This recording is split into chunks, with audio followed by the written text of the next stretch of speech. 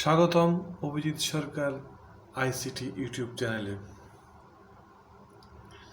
তোমরা এখনও যারা আমার চ্যানেলটি সাবস্ক্রাইব করনি, সাবস্ক্রাইব করে ফেলো, তাহলে নিত্য নতুন আইসিটির ক্লাসগুলো পাবা এবং কি ধরনের প্রশ্ন পরীক্ষায় আসে, কেমন করে সে প্রশ্নগুলো উত্তর দিতে হয় এবং কত সহজ বুদ্ধিতে আমরা আইসিটিতে A+ পেতে পারি, এই ইনফরমেশনগুলো আমি তোমাদেরকে একটা একটা করে দিতে পারবো। যারা আমার চ্যানেলটা এখন সাবস্ক্রাইব করনি তারা করে ফেলো। অনেকে হয়তো মনে করে যে ইন্টারমিডিয়েট আইসিটি অনেক কঠিন, এই আইসিটি কেমন করে পাস করব, এত প্রোগ্রাম, এত লজিক। আসলে এগুলা কিচ্ছু না। তোমরা শুধু একটু রিডিংগুলো পড়ে ফেলবা, থিওরিক্যাল যেগুলো মুখস্থ করার, এই থিওরিক্যাল কয়েকটা জিনিস মুখস্থ করে ফেলবা। আর আমি তোমাদেরকে যে সিস্টেমগুলো দেখিয়ে দিব, এই পথে চললে তোমরা চোখ বন্ধ করে 80 পাবা।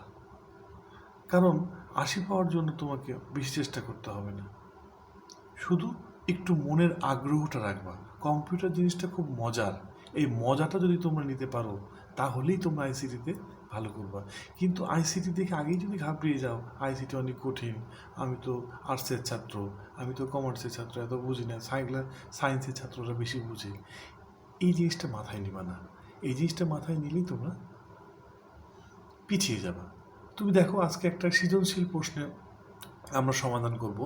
এই সৃজনশীল প্রশ্নটা এত সহজ এবং এই সহজ প্রশ্নগুলোই পরীক্ষায় আসে। তোমরা অযথা কঠিন কঠিন চিন্তা করে সময় নষ্ট করো না। আমরা যে সি প্রোগ্রামটা করেছি, সি প্রোগ্রামটা যেরকম ধরনের প্রশ্ন পরীক্ষায় এই বিগত বছরে আসছে এবং ভবিষ্যতেও আসবে। যদি ভাগ্য খারাপ হয়, 2-1টা প্রশ্ন উলটপালট হতে পারে, কিন্তু প্রশ্নের ধাঁচ একই রকম থাকবে। আমি সেই প্রশ্নগুলো আজকে তোমাদেরকে দেখিয়ে দেবো যে কী করে প্রশ্ন উত্তর লিখতে হয়। এবং আমার এই চ্যানেলে এরকম প্রশ্নভিত্তিক অনেক ক্লাসই পাবা, যেগুলো তোমরা উপকৃত হবা। আমি কোনো একটা কঠিন সৃজনশীল পেলে আমি সেটা নিয়ে তোমার সামনে আসবো এবং সেগুলাকে আমি সমাধান করে দেবো। তাহলে তোমরা বুঝতে পারবা যে প্রশ্নের ক্যাটাগরিটা কী ধরনের হচ্ছে। তো আজকে আমরা যেহেতু প্রথম আমি সৃজনশীল প্রশ্ন নিয়ে কথা বলতে আসছি, তা আমি একটু ছোট একটা সমস্যা নিয়ে আলোচনা করব। ভবিষ্যতে হয়তো আর একটু ডিটেলস এবং একটু সি প্রোগ্রামিংয়ের হয়তো অথবা অন্য কোনো চ্যাপ্টারের ডিটেলস একটু কঠিন প্রশ্ন নিয়ে কথা বলবো। তো আজকে আমরা ক্লাসটা শুরু করছি। তোমরা যারা এখনও সাবস্ক্রাইব করনি তারা করে ফেলো। আমরা একটা সৃজনশীল প্রশ্ন নিয়ে আজকে আলোচনা করব। আমাদের প্রশ্নের উদ্দীপকটি দেখো তোমরা সবাই। এই উদ্দীপকটা তোমরা আগেও করছো, আমিও গত ক্লাসে করাইছি তোমাদেরকে। ফর লুপ দিয়ে ছোট্ট একটা প্রোগ্রাম, এটা বড় উদ্দীপক হিসেবে আছে। এখানে উদ্দীপক যখন দিবে, উদ্দীপকের খুঁটিনাটি সবগুলো তোমরা প্রথমে একবার দেখে ফেলবা উদ্দীপকটা কি আছে। তো আমরা এখানে দেখতে পাচ্ছি ইন্টিজার টাইপের 3টা ভ্যারিয়েবল ডিক্লেয়ার করেছে। আবার এস ভ্যারিয়েবলের মধ্যে আবার 0 একটা ইনিশিয়ালাইজ করেছে। স্ক্যানএফ দিয়ে একটা কিবোর্ড থেকে একটা ইনপুট নিয়েছে, ফর লুপ চালিয়েছে। ফর লুপে কী করেছে, ফর লুপ আমরা জানি ওই ইনপুট যেটা নিব ততবার পর্যন্ত ফর লুপটা ঘুরবে এবং কন্ডিশন সত্য না হওয়া পর্যন্ত, মিথ্যা না হওয়া পর্যন্ত সে বারবার স্টেটমেন্টগুলো স্টেটমেন্টে কাজ করতে থাকবে এবং পরিশেষে এসে প্রিন্ট করবে। প্রিন্টএফটা আমরা এখানে যতগুলো সংখ্যা আছে তার একটা যোগফলের একটা প্রশ্ন দিয়েছি। যাক, এর সঙ্গে আমাদের কী কী সৃজনশীল প্রশ্ন আছে সেটা দেখি। তা 1 নম্বর প্রশ্ন আসছে ফাংশন কি। এখানে 1 নম্বর। তাহলে আমরা যদি ফাংশনটা আমরা যদি শিখে থাকি, তাহলে আমরা 1 লাইনে ফাংশনটা লিখে দেবো। এই 1 লাইনের তুমি যদি সঠিক লিখতে পারো তাহলে তোমাকে পুরো 1 দিয়ে দেবে, এখান থেকে কাটবে না। অতএব আমরা এই সংক্ষিপ্ত প্রশ্নগুলো আমরা আমাদের বইয়ের পিছন দিকে দেখব, অনেক এরকম আছে প্রশ্ন। এই উত্তরগুলো আমরা মেন বই থেকে সব পড়ে নেব এবং রিডিং পড়ার সময় আমরা দাগিয়ে নেব, এখানে শর্ট প্রশ্ন হতে পারে। তো এরকম শর্ট প্রশ্নগুলো আমরা সব মুখস্থ করে ফেললে আমাদের আর এই 1 মার্ক 2 মার্কের প্রশ্নগুলো ছুটবে না। তারপর দ্বিতীয় প্রশ্ন দেখো, অনুবাদক প্রোগ্রাম হিসাবে কম্পাইলার বেশি উপযোগী, ব্যাখ্যা করো। তো এই ধরনের আমরা সবাই জানি অনুবাদক প্রোগ্রাম কাকে বলে, কম্পাইলার কাকে বলে। তো কম্পাইলার কেন উপযোগী সেই জিনিসগুলো আমাদের বইয়ে লেখা আছে। এগুলো আমরা একটু থিওরিক্যাল যদি পড়ে নিই তাহলে ভালো করে আমরা খাতায় লিখতে পারবো। আমাদের বুদ্ধি খাটাতে হবে এই 2টো প্রশ্নে।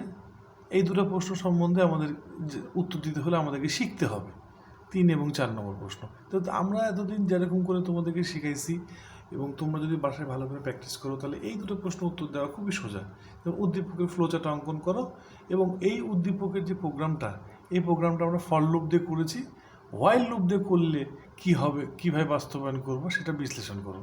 তো প্রথমে তোমরা হোয়াইল লুপ দিয়ে প্রোগ্রামটা লিখবা, লিখে কী করে লিখলা এবং কোন জায়গাতে কী কী চেঞ্জ করলা এবং এই চেঞ্জ করার ফলে তোমার আউটপুট কী আসলো ডিটেলস একটু লিখে দিবা।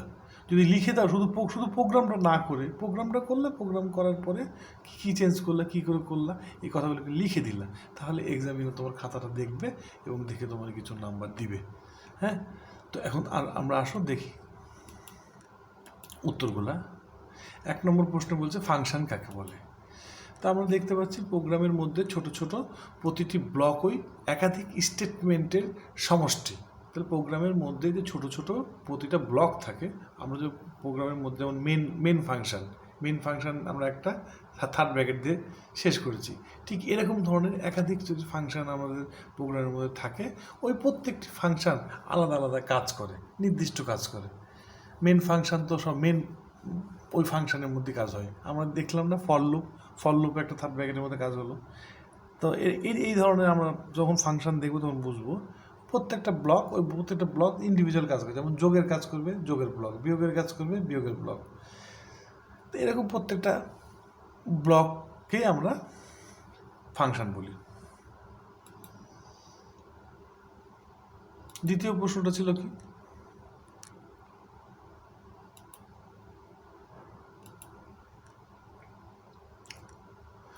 কম্পাইলার হলো এক ধরনের অনুবাদক প্রোগ্রাম যা হাই লেভেল ভাষায় লিখিত প্রোগ্রামকে মেশিন ভাষায় রূপান্তর করে। তোমরা ভালো করে মনে করবা, এই যে আমরা কম্পিউটারগুলো করি, আমরা কোড ব্লক দিয়ে যখন প্রোগ্রামগুলো লিখি তখন আমরা প্রথমে কম্পাইল করি, কম্পাইল করলে কী হলো, সেগুলো মেশিন ভাষায় রূপান্তর হলো। আর আমরা সবাই জানি মেশিন ভাষা মানে 0 আর 1, 0 1 ছাড়া কম্পিউটার কিছু বোঝে না। তো আমরা যদি সরাসরি আমাদের প্রোগ্রামটাকে 0 1 বানিয়ে ফেলতে পারি, কম্পাইলার সম্পূর্ণ প্রোগ্রামটিকে একসাথে অনুবাদ করে। আমরা যে হাই লেভেল ভাষায় ইংলিশ ভাষায় লিখেছি প্রোগ্রামটা, এই প্রোগ্রামটা অনুবাদ করে কম্পাইলার মেশিন ভাষাকে বুঝিয়ে দেয় এবং কম্পাইলারের মাধ্যমে রূপান্তরিত প্রোগ্রাম সম্পূর্ণরূপে মেশিন ভাষার প্রোগ্রামে রূপান্তরিত হয়। অর্থাৎ প্রোগ্রাম একবার যদি কম্পাইল করা হয়ে যায়, পরবর্তীতে আর কম্পাইল করার প্রয়োজন হয় না। প্রোগ্রামের কোনো ভুল থাকলে তা মনিটর একসাথে প্রদর্শন করে এবং প্রয়োজনে বস্তু বা উৎস প্রোগ্রাম কোনো ভুল থাকলে তা মনিটর একসাথে প্রদর্শন করে এবং প্রয়োজনে বস্তু বা উৎস প্রোগ্রাম প্রিন্ট করা যায়। তাই অনুবাদক প্রোগ্রাম হিসাবে কম্পাইলার বেশি উপযোগী। ঠিক আছে, আমরা জানি কয়েকটা আমাদের অনুবাদক আছে, কী কী আছে, অ্যাসেম্বলার আছে, ইন্টারপ্রেটার আছে। তো এর থেকে কম্পাইলারটা আমাদের বেশি উপযোগী। ঠিক আছে, আমার 2 নম্বর প্রশ্ন হয়ে গেল। এখন 3 নম্বর প্রশ্নের উত্তর আমরা কেমন দেব, সবাই খেয়াল করো। 3 নম্বর প্রশ্ন বলছে ফ্লোচার্ট, এটা ফ্লোচার্ট ড্রয়িং করতে হবে। তো আমরা আমাদের প্রোগ্রামটা দেখতে পারছি। তো প্রথমে প্রোগ্রাম শুরু করতে হবে, শুরু করলাম, ইনপুট নিতে হবে। প্রোগ্রাম শুরু করার পর আমাদের কিবোর্ড থেকে ইনপুট নিতে হবে। আমরা ইনপুট দিয়ে ইনপুট নিলাম, এটা হলো ইনপুটের ফ্লোচার্ট, ইনপুটের চিহ্ন। এরকম ধরনের ইয়েতে ইনপুট নেয় অথবা আউটপুট দেয়। তারপরে কী করতে হবে, আমাদের একটা লুপ চালাতে হবে। আচ্ছা, লুপটা চালাবো, লুপটা চালিয়ে আমাদের প্রথমে এসের মান ইনিশিয়ালাইজ করতে হবে এবং এসের মান ইনিশিয়াল করেছি এবং আয়ের মান ইনিশিয়াল করতে হবে, আয়ের মান ইনিশিয়াল করেছি। তারপরে কি করেছি, s + 1 করেছি এবং তার পরবর্তীতে আয়ের মান 1 করে বাড়াইছি, তারপরে কন্ডিশন চেক করবে যে আয়ের ভ্যালু এর থেকে বড় হতে হবে, এর সত্য কিনা। যদি সত্য হয় তাহলে আবার এই কাজটা রিপিট করবে, আবার এসের মান 1 বাড়াই দিবে, আয়ের মান 1 বাড়াই দিবে, দিয়ে আবার চেক করবে আয়ের মানকে, যদি সত্য হয় যদি আবার করবে। এইভাবেই লুপটা চলতে থাকবে। কতক্ষণ চলবে, যখন এখানে এসে দেখবে যে না আয়ের ভ্যালু বড় হয়ে গেছে, এনের ভ্যালু ছোট আছে, তখন প্রোগ্রাম মিথ্যা হবে, সত্যটা মিথ্যা হয়ে তখন প্রিন্ট করবে। এই যে প্রিন্ট এফ আই, এটাকে প্রিন্ট করবে, প্রোগ্রাম শেষ হয়ে যাবে। এইভাবে আমাদের ফ্লোচার্টটা কাজ করে। এবার দেখো, খেয়াল করো, আমাদের যে মেন প্রোগ্রাম ফর লুপটা, আমাদের যে উদ্দীপকের প্রোগ্রাম আছে, এই প্রোগ্রামটা। তো এই প্রোগ্রামটা আমরা এখন যদি একটু বুঝি কি করে কাজটা করবে এবং কত প্রিন্ট হবে, তাহলে কিন্তু আমরা হোয়াইল লুপ দিয়ে কাজটা সহজেই করতে পারবো। আমরা একটু দেখি কি করছে। এখানে এন ভ্যালু নিচ্ছি, এনে আমি সাপোজ 5 এন্ট্রি করলাম। 5 এন্ট্রি করলে আমার কত হবে, যোগ কত হবে? তাহলে প্রথমে আছে 1, আয় আছে 1, এসে আছে 0, কন্ডিশন দেখছে। তো 5-এর থেকে 1 ছোট, তাহলে গেল। এসের মধ্যে গিয়ে কত হলো? 0-র সঙ্গে 1 যোগ করে 1 হলো, তাহলে এসে হলো 1, আয় হলো 1, আয় হলো 1, এসে হলো 1, প্রথম লুপ। পরে আবার গেল, আয়ের মান 1 বেড়ে গেল, মানে আয়ের মান হলো 2। এখানে এসের মান কত হবে? তাহলে আগে ছিল 1, 2 আর 1 3 হবে, এসের মান হবে 3। আবার গেল, আবার আয়ের মান বেড়ে গেল, এখানে আয়ের মান হয়ে গেল কত? 3। আয়ের মান 3 হলে এখানে নামলো, এখানে এসের আগে 3 আর আয়ের 3, 3 3-এ 6 হয়ে যাবে, এসের মান হয়ে যাবে 6। এখন আবার আয়ের মান গিয়ে 1 বাড়লো, আয়ের মান 4 হয়ে গেল। তাহলে এখন নিচে এসে কত হবে? আগে ছিল 6 আর আয়ের মান 4, আয়ের মান 4 আর আগে 6 আর 4-এ 10 হয়ে গেল। এখন এসের মান 10 আছে, আবার আয়ের মান 1 বেড়ে গেল, 5 হলো, এই যে 5 ইকুয়াল টু 5, তাহলে 5 আর আগের কত? 10, 15 হবে, আয়ের মান 15। তারপর আবার গেল, আবার 1 বাড়িয়ে দিয়ে 6 হলো, 6 যখন হবে তখন প্রোগ্রাম কন্ডিশন মিথ্যা হয়ে যাবে, অর্থাৎ প্রোগ্রাম থেকে বেরিয়ে প্রোগ্রাম শেষ করে দেবে। এইভাবে ফর লুপটা চলে। তো আমরা এই ফর লুপটাকে আমরা ডু হোয়াইল লুপ দিয়ে কেমনে রূপান্তর করি প্রোগ্রামটা দেখে নিই। এই যে এটা হলো আমরা ডু হোয়াইল লুপ যে প্রোগ্রামটা তৈরি করেছি। দেখো, খেয়াল করে, সব কিছু একই রকম আছে।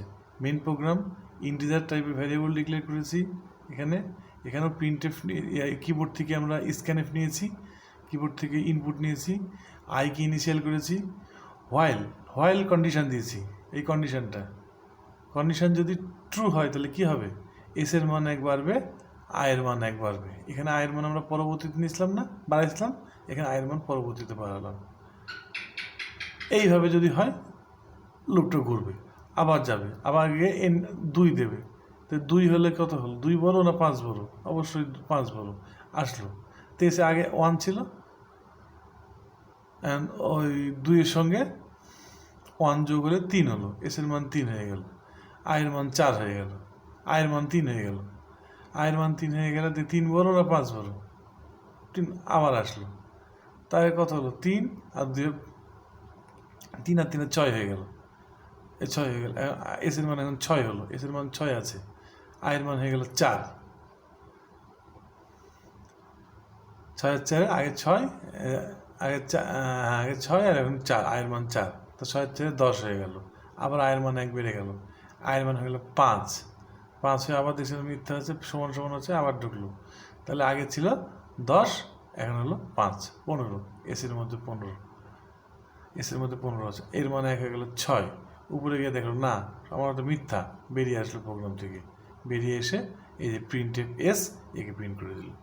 সোজা। তো এই কথাগুলো তুমি প্রোগ্রামটা লেখার সঙ্গে সঙ্গে একটু বুঝিয়ে দেবো যে আমরা এখানে ফর লুপের জায়গায় হোয়াইল লুপ ব্যবহার করেছি, কন্ডিশন এখানে দিয়েছি, এইভাবে কাজটা করছে, শেষ।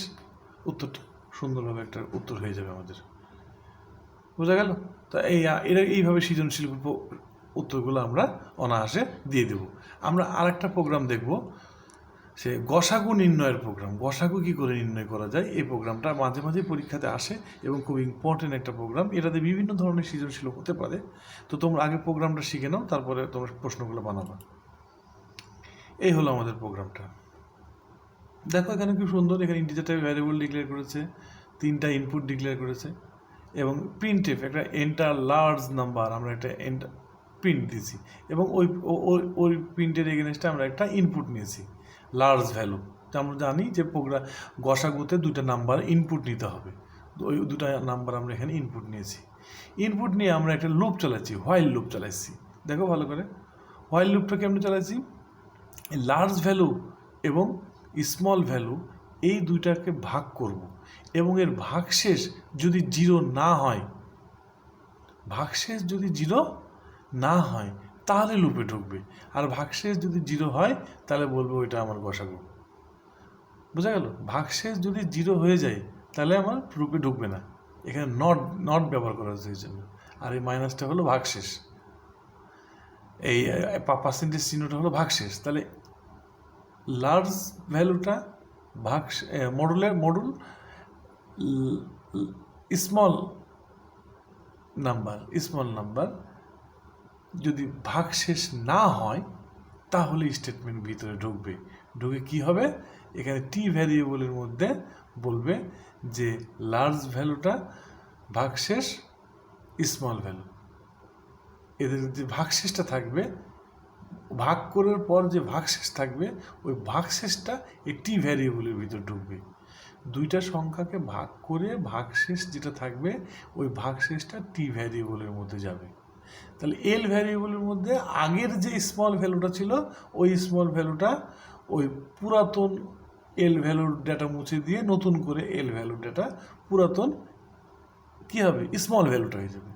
তাহলে স্মল ভ্যালু আবার খালি হয়ে গেল না, ওই স্মল ভ্যালুর মধ্যে আবার ওই টি এর মধ্যে যে ভ্যালুটা ছিল, ভাগশেষটা ছিল, ওই ভাগশেষটা এখন ওই স্মল ভ্যালুর মধ্যে ঢুকে যাবে।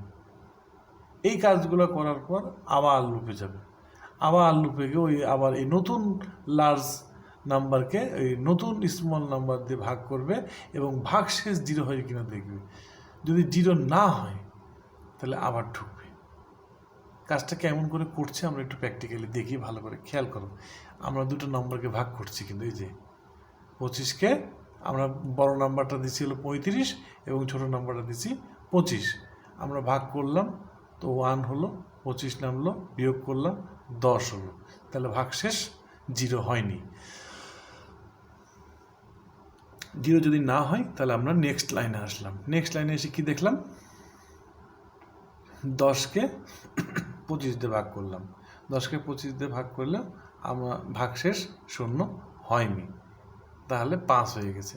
তাহলে আমরা এর কেমন দেখলাম, দেখো প্রথমটা দেখো, প্রথমটা টি মানে ভাগ, এই যে ভাগ করলাম, ভাগ করার পর ভাগশেষ 10, এই যে প্রথম এই ভাগশেষ 10 টি এর মধ্যে আসলো, ঠিক আছে। তারপরে এল এর মধ্যে কি আসলো, এল এর মধ্যে আসছে এস, এস এর ভ্যালু কত ছিল 25, এই যে লার্জ ভ্যালুটা, স্মল ভ্যালুটা ছিল 25, এই 25টা এখন কোথায় ঢুকে গেল, এল এর মধ্যে ঢুকে গেল। তারপরে এস এর মধ্যে কি ঢুকলো, এই যে ভাগশেষ যেটা সেটা এস এর মধ্যে ঢুকে গেল। তাহলে এখন আমার নতুন ফিগার এটা হলো। তাহলে এখন 25কে আবার 10 দিয়ে ভাগ করবে, ভাগ করার পর ভাগশেষ যদি জিরো না হয় আবার স্টেটমেন্টে যাবে। দেখেন 25কে 10কে ভাগ করেছে, ভাগ করার পর কি হয়েছে দেখি, ভাগ করার পর টি এর মধ্যে আবার ভাগশেষ আসছে, এই যে এই যে আবার দুটোতে ভাগ করেছে, ভাগ করার পর ভাগশেষ 5 হয়েছে, এই যে 5 ভাগশেষটা আসছে টি এর মধ্যে। তাহলে এখন লাস্ট ভ্যালু কোনটা, এই যে এটা 10, তাহলে এখন এল এর মধ্যে 10 আসবে, এল এর মধ্যে 10 আসছে, আর এস এর মধ্যে 5 আসবে, এস এর মধ্যে 5 আসছে। এখন আবার 10কে 5 দিয়ে ভাগ করবে, 10কে 5 দিয়ে যদি ভাগ করে, 10কে যদি 5 দিয়ে ভাগ করে তাহলে আমরা দেখছি ভাগশেষ 0 আসছে। কন্ডিশনে গিয়ে দেখলো এই এল 10, এই 10কে এই যে এস 5 দিয়ে ভাগ করেছে, ভাগ করার পর যদি 0 না হয়, তো 0 হয়নি, ঠিক আছে, তখন সে বেরিয়ে গেছে, বেরিয়ে গিয়ে প্রিন্ট করে দিয়েছে গসাগু 5। এইভাবে আমাদের গসাগু প্রোগ্রামটা রান করে। আমরা যখন কোড ব্লকে প্রোগ্রাম রান করব তখন তোমরা দেখবা আমি যেভাবে বললাম সেভাবেই হবে, ঠিক আছে। তো এই প্রোগ্রামটা খুব ইম্পর্টেন্ট একটা প্রোগ্রাম, এটাতেও কিন্তু অনেক সৃজনশীল আসে, আশা করি তোমরা উপকৃত হবা। আমরা এই গসাগুর একটা ফ্লোচার্ট আছে, ফ্লোচার্টটা একটু দেখে নিই।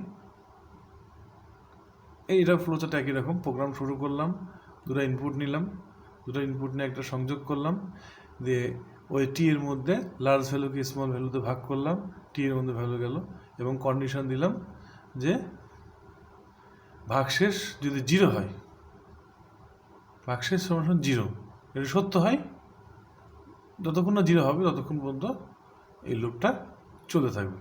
ইফ যদি ভাগশেষ সমান 0 না হয় তাহলে এই লুপটা করতে হবে, ভাগশেষ সমান 0 হয়ে গেলে নিচে নিচে আমাদের প্রোগ্রামটা শেষ। আমরা একটু কোড ব্লক গিয়ে দেখি, রান করে প্রোগ্রাম রান করে কি হচ্ছে। ভালো দেখতে পাচ্ছ তোমরা, এই যে enter value number, large number, enter small number, while আমরা একটা কন্ডিশন দিলাম, লার্জ ভ্যালুকে স্মল ভ্যালুতে ভাগ করবে এবং ভাগশেষ যদি 0 না হয় তাহলে এই স্টেটমেন্টগুলো আমাদের রান করবে। কি করবে, টি এর মধ্যে ভাগশেষটা থাকবে, এল এর মধ্যে স্মল নাম্বারটা থাকবে, আর এস এর মধ্যে ভাগশেষটা থাকবে।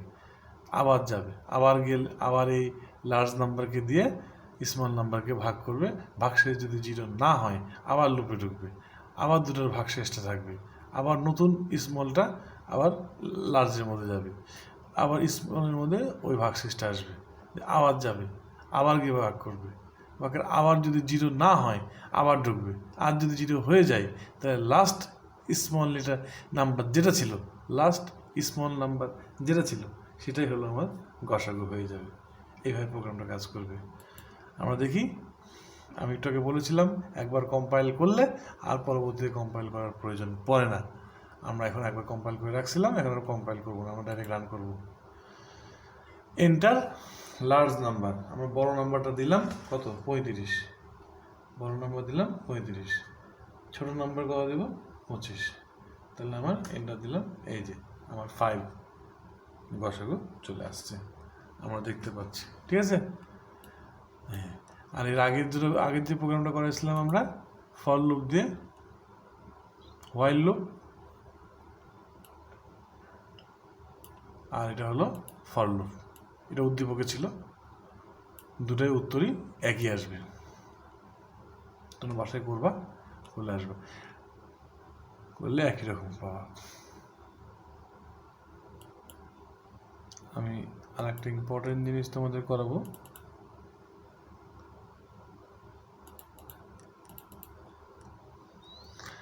এখানে কিছু মডেল টেস্ট আছে, দেখো খেয়াল করো।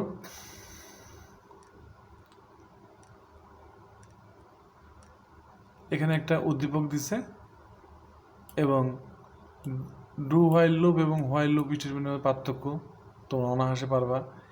এন সমান সমান যদি 20 হয়, এখানে যদি 20 হয়, এর জন্য উদ্দীপক কোডের আউটপুট লিখো। এই কোডের আউটপুটটা কী আসবে, মানে কতবার আউটপুট হবে সেটা লিখতে হবে। ঠিক আছে, ফর লুপে এটা কতবার হবে সেটা লিখতে হবে তোমাকে, নর্মাল, এটা একবার ইজি কাজ।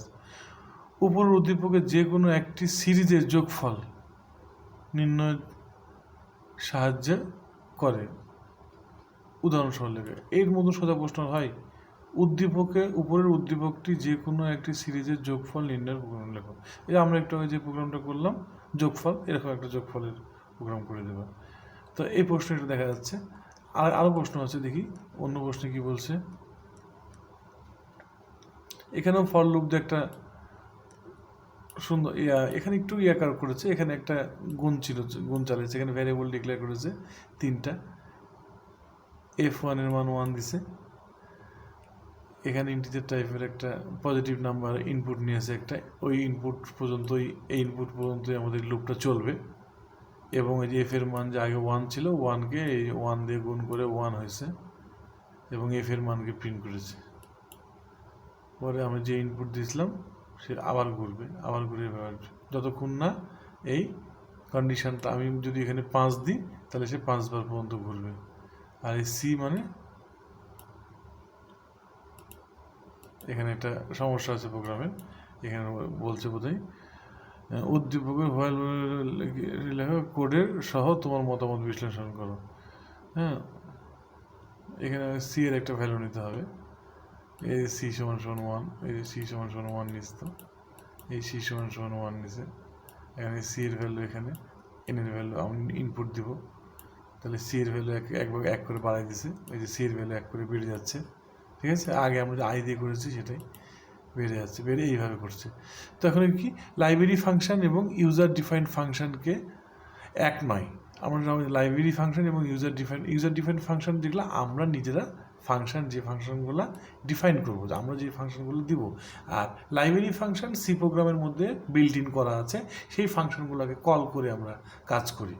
ঠিক আছে? এই প্রোগ্রামের উদ্দীপক এই ফ্লোচার্ট আমরা একটু আগে যেরকম ফ্লোচার্ট আঁকালাম ঠিক ওরকম ফ্লোচার্টই হয়ে যাবে, হবে এটা ওরকমই একটু 19-20 হবে। এটা তোমরা করবা বাসায়।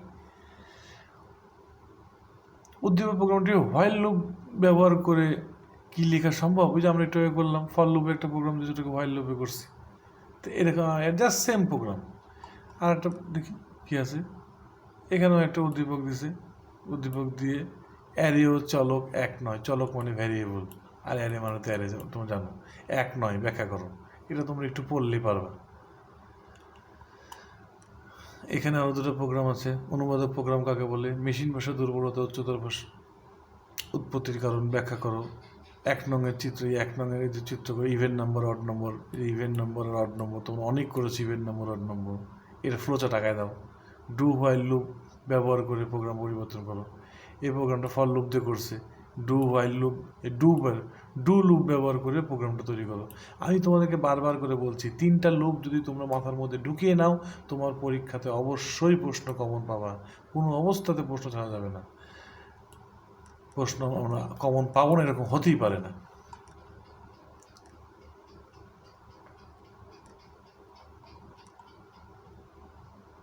এখানেও দেখো একটা সিরিজ আছে, এই সিরিজের প্রোগ্রাম আছে। আমরা এরকম ধরনের সিরিজ একটা করে তোমাদের ক্লাস করাবো পরবর্তীতে। এখানে সি এর প্রোগ্রাম কই, এই যে এখানে হলো লিপিয়ার, ঠিক আছে? ওই প্রোগ্রামটা আছে, এটা তোমাদের বই আছে, কারণ এটা তোমরা সহজে অনেকবার করেছো প্রোগ্রামটা। এটা কমন প্রশ্ন, যদি কমন থাকে, এই যে এটা আনকমন, এরকম আনকমন হয়তো কয়েকটা থাকবে, সেক্ষেত্রে আমরা এগুলো আরও কয়েকটা সিরিজ আনকমন করাই দেবো।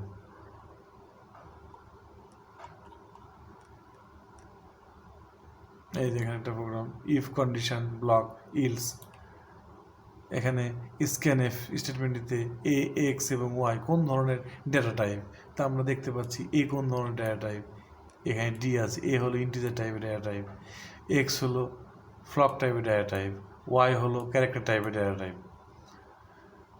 প্রবাহ চিত্র অঙ্কন করো, এর ফ্লোচার্ট আঁকায় ফেলবা। তোমরা জানো যে ই ফিল্ডস দিয়ে ওই যে 3টি সংখ্যার মধ্যে বড় সংখ্যাটা কত, এরকম ধরনের প্রোগ্রাম এগুলা।